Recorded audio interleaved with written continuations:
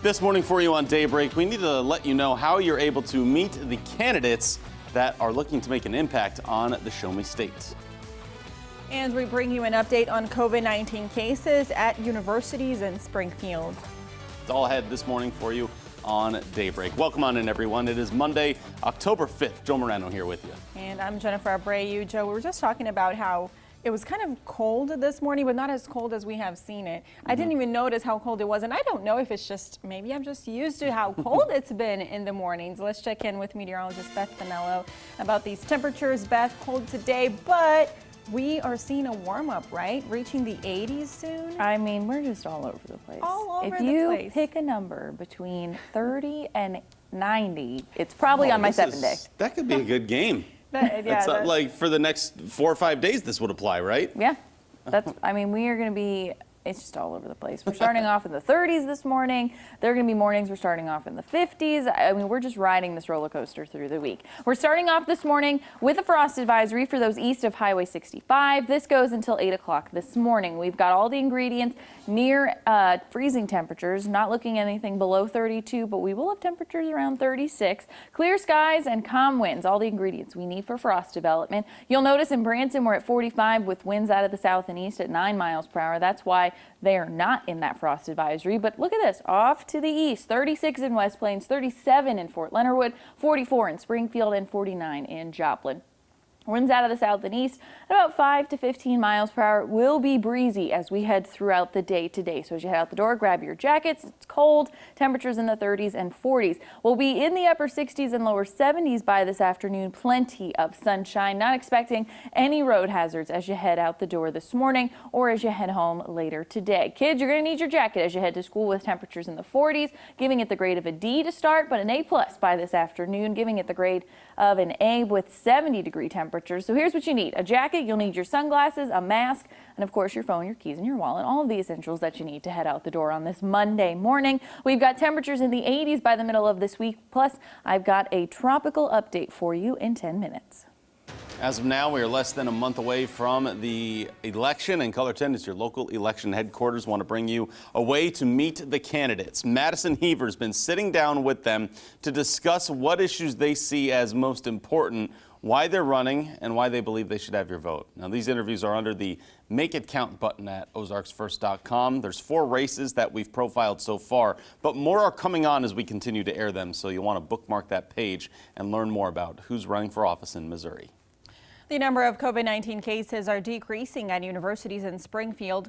At Missouri State, Director of University Safety David Holm says the 3 biggest reasons for this decrease in cases are COVID-19 education, masking, and social distancing.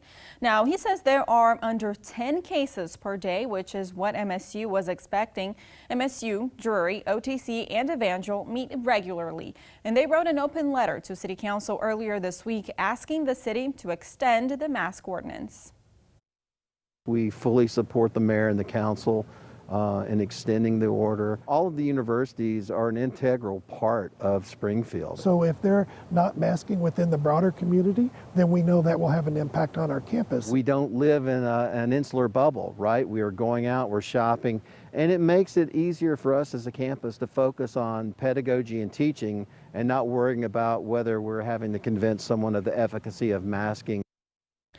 Drury University is pretty steady at 0 to 2 cases per day. At OTC, the numbers have been steady between 20 and the mid-30s. Missouri Governor Mike Parson says he and First Lady Teresa have completed their isolation period from the coronavirus that was recommended by the CDC and will now resume normal activity and travel. According to the governor's office, Parson will resume his weekly briefings at the state capitol and will be traveling to St. Joseph on Tuesday.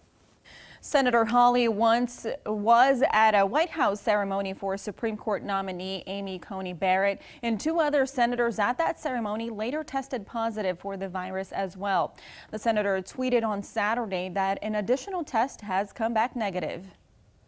Tonight, Springfield City Council has some decisions to make, including the next step for the local masking ordinance. There are expected to be several people signed up for public comment of this. If the vote gets approval, The ordinance stays in place until January 9th.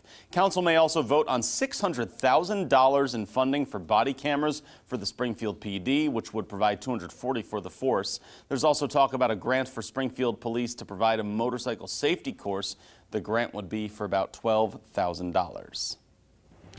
In more local news, Kimberling City Elks Lodge received a check for its rebuilding project. The $8,000 check came from the proceeds of T-shirt sales at the Make America Great Again boat parade on Labor Day weekend.